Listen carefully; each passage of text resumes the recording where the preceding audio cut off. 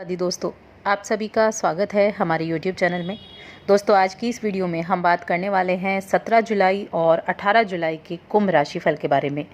कुंभ राशि के लोगों के लिए ये 2 दिन कैसे रहेंगे, इन 2 दिनों में ग्रह नक्षत्रों में किस तरह के परिवर्तन होंगे और उनका प्रभाव आपके जीवन पर कैसा होगा, आपकी शिक्षा पर, स्वास्थ्य पर, दाम्पत्य जीवन पर, आपके करियर, नौकरी, दुकान, सभी चीज़ों के बारे में हम जानेंगे। तो आगे बढ़ने से पहले आपसे निवेदन है, चैनल को ज़रूर सब्सक्राइब कर लें। पास में जो घंटी का बटन है उसको दबा दें ताकि हमारी आने वाली सभी वीडियोज़ की नोटिफिकेशन आप तक पहुंच सके। तो चलिए जान लेते हैं कि इन 2 दिनों में क्या तिथि होगी, क्या नक्षत्र होगा और क्या योग बनेगा। 17 जुलाई श्रावण मास कृष्ण पक्ष की द्वादशी तिथि है। रोहिणी नक्षत्र रहेगा सुबह 10:58 तक। उसके बाद मृगशिरा नक्षत्र लगेगा। इस दिन वृद्धि नाम का योग बन रहा है और ये शुक्रवार का दिन है। सूर्य कर्क राशि पुनर्वसु नक्षत्र में है और चंद्रमा वृषभ राशि में रात्रि तक रहेंगे। इस दिन का जो अभिजीत मुहूर्त की बात करें तो दोपहर 12:38 से 1:39 तक इस दिन ये अभिजीत मुहूर्त रहेगा। 18 जुलाई कृष्ण पक्ष की त्रयोदशी तिथि है, प्रदोष व्रत है, शनिवार का ये दिन है और इस दिन मृगशिरा नक्षत्र रहेगा। ध्रुव नाम का योग इस दिन बन रहा है। सूर्य कर्क राशि में है, चंद्रमा मिथुन राशि में है। इस दिन का अभिजीत मुहूर्त दोपहर 12:38 से 1:39 तक। दोस्तों, ये श्रावण मास है और श्रावण मास में शनिवार के दिन शनि ये प्रदोष आना यानी कि शनि प्रदोष का होना बहुत ही शुभ माना जाता है। बहुत ही उत्तम फल देने वाला ये दिन साबित होता है। और अगर चंद्रमा की स्थिति देखें तो चंद्रमा की स्थिति इन दोनों ही दिनों में मिथुन राशि में और वृषभ राशि में, यानी 2 भाव आपके सक्रिय अवस्था में होंगे, वृषभ और मिथुन, यानी चौथा और 5वां भाव आपका सक्रिय अवस्था में रहेगा और इन्हीं के आधार पर आपकी दिनचर्या भी परिवर्तित होगी। तो किस तरह से परिवर्तित होगी, चलिए हम जान लेते हैं।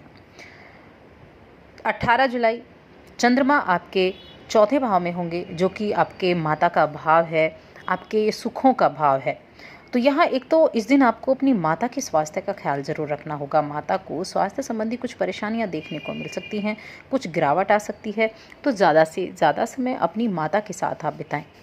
किसी भी अगर स्वास्थ्य संबंधी कोई भी परेशानी होती है तो आप उसका तुरंत इलाज कराएं, अच्छा रहेगा। और इस समय कुंभ राशि के लोगों को किसी वाहन की खरीदारी या बेचने की या फिर प्रॉपर्टी की खरीदारी या बेचने का योग बन रहा है, यानी या तो आप खरीद सकते हैं या आप बेच सकते हैं। तो इससे आपके लिए कुछ ज़मीन और वाहन से जुड़े हुए योग आपके लिए बन रहे हैं। चंद्रमा आपके सप्तम भाव में अगले दिन होंगे और पंचम भाव में। और पंचम भाव जो होता है वो इंटेलिजेंसी का भाव होता है, शिक्षा का भाव होता है। तो ये समय आपके विद्यार्थियों के लिए बहुत अच्छा रहेगा। इस राशि के जो विद्यार्थी हैं उनके लिए ये समय काफ़ी अनुकूल रहेगा। इस समय आप किसी अच्छी संस्था में, अच्छी इंस्टीट्यूट में एडमिशन पाने की जो कोशिश कर रहे थे उसमें आपको कामयाबी मिल सकती है। इस दौरान आप अपने करियर को लेकर थोड़ा सा ज़्यादा फोकस रह सकते हैं और इस सिलसिले में भाग दौड़ भी ज़्यादा रह सकती है, लोगों से मिलना जुलना। तो एक तो आप अगर कुछ चीज़ को लेकर, अपनी पढ़ाई को लेकर, अपने कुछ चुनाव को लेकर कि आप क्या करना चाहते हैं, ऐसी चीज़ों के परेशान हैं तो आप काउंसलिंग के लिए जा सकते हैं। वहाँ उचित काउंसलिंग आपको एक सही रास्ता दिखा सकती है, तो ऐसी चीज़ों के लिए अच्छा रहेगा। बाकी ये समय विवाहित लोगों के लिए बहुत अच्छा है और संतान प्राप्ति का योग भी बन रहा है।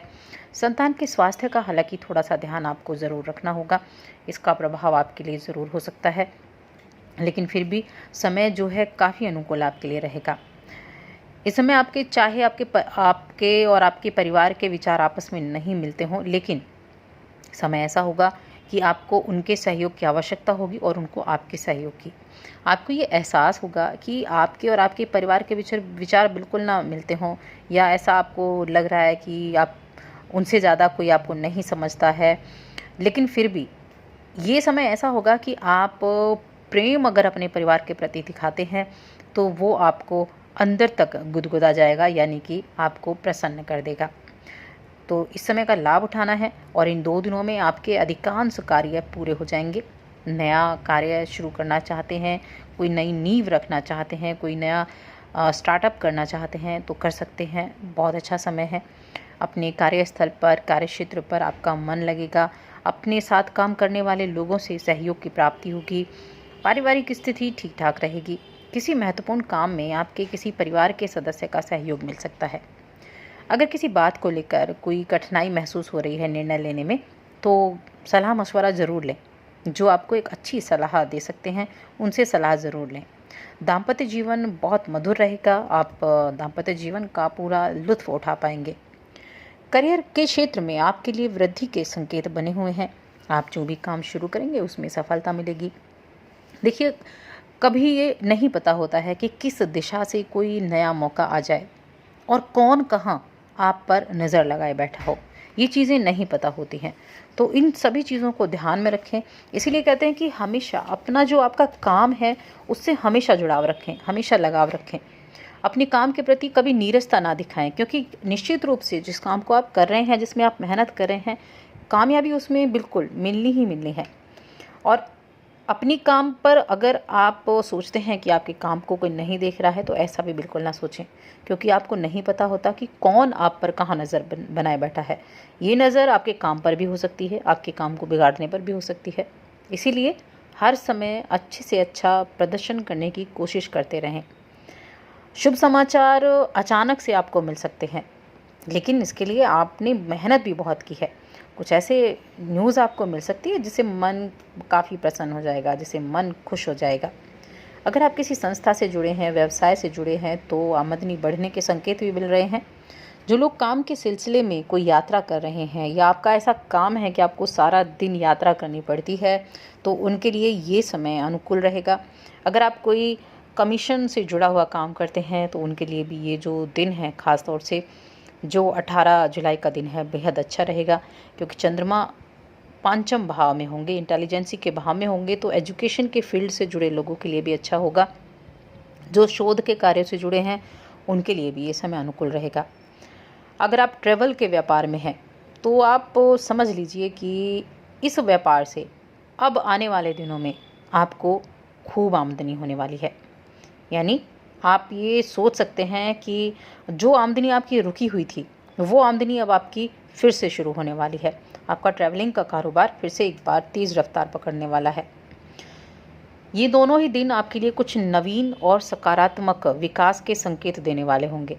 कुछ ऐसे पॉजिटिव आपको सोच वाले व्यक्ति मिल सकते हैं, या कुछ ऐसी पॉजिटिव बातें आपको सुनने को मिल सकती हैं जो आपके अंदर एक उत्साह भर देंगी, एक ऐसी ऊर्जा आपके अंदर भर देंगी जो आपको काम की तरफ प्रेरित करेगा, और आप सोचेंगे कि हाँ, अब मुझे नहीं रुकना है, अब मुझे काम करना है। ये किसी प्रकार की पदोन्नति भी हो सकती है, वेतन वृद्धि का संकेत भी हो सकता है। और अगर आप अपना व्यवसाय करते हैं, तो हो सकता है कोई नए स्रोत आपको मिल जाएं, कोई नया प्रोडक्ट आपके पास हो, या कोई नई चीज़ लॉन्च हुई है उसका साथ आप भागीदार हों। यानी कुछ ना कुछ नया सुनने को, कुछ आमदनी को बढ़ाने का जरिया ज़रूर दिखेगा। तो इन वित्तीय संभावनाओं को लाभ आपको उठाना है। अपने भविष्य के जो आपने सोच रखा है अपने भविष्य के लिए, उन लक्ष्यों को प्राप्त करने के लिए आपके लिए ये सही समय है। हर चीज़ का आपको फ़ायदा ज़रूर उठाना चाहिए। अब जानते हैं इन 2 दिनों में आपका प्रेम जीवन कैसा होगा। तो रोमांस की नज़र से अगर आप अकेला अनुभव कर रहे हैं, अकेले हैं, तो हो सकता है कि आपके लिए विवाह के प्रस्ताव बनने शुरू हो गए हैं, और अभी कुछ ही दिनों में आपके लिए विवाह के प्रस्ताव आने शुरू हो जाएं। इसलिए आशा बनाए रखें। आप विवाह योग्य हैं, तो आपके लिए महत्वपूर्ण समय साबित हो सकता है। अगर आप अपनी अपेक्षाओं में अपनी पार्टनर की योग्यता के मामले में थोड़ी ढिलाई देने की सोचें, तो आपको ऐसे पार्टनर से मुलाकात हो सकती है। ज़्यादा हाई अगर आप अपने दिमाग को ना रखें, थोड़ा सेंटर में आकर रखें, तो आपको पार्टनर आपका मिल सकता है। क्योंकि जब तक आपके मन में ये रहेगा कि आपका पार्टनर आपकी आकांक्षाओं पर खरा नहीं उतर रहा है, अपेक्षाओं पर खरा नहीं उतर रहा है, तब तक आपका मन व्यथित रहेगा, कुंठित रहेगा, और आपको कोई ऐसे में पसंद भी नहीं आएगा। तो थोड़ा सा अपने आप को आपको अच्छे से रखना है, अपनी महत्वाकांक्षाओं को कम रखना है, तब जाकर आपकी जो ये कमी है ये पूरी हो सकती है। और आप ऐसी स्थिति में किसी अच्छे पार्टनर से मिलने का मौका भी खो सकते हैं, जो आपको खुश रख सकता है। तो ऐसी चीज़ों को अवॉइड करें। बाकी दाम्पत्य जीवन के लिए समय ठीक ठाक है, और स्वास्थ्य संबंधी बात करें तो माता की स्वास्थ्य का ख्याल रखें, आपका स्वास्थ्य ठीक ठाक रहेगा। अगर छोटी मोटी परेशानी होती है तो समय समय पर उसका आप ट्रीटमेंट करते रहें, किसी भी परेशानी को छोटा ना समझें। पहली बात तो अगर मौसमी बीमारियां भी होती हैं तो आप उनका भी समय पर इलाज करें, क्योंकि अभी जो परिस्थितियां चल रही हैं ऐसी परिस्थिति में कोई भी बीमारी बड़ा रूप ले सकती है, तो इन चीज़ों को अवॉइड ना करें। तो दोस्तों, और अधिक ऐसी जानकारियों के लिए चैनल को सब्सक्राइब कर लें, वीडियो को लाइक और शेयर करना बिल्कुल ना भूलें।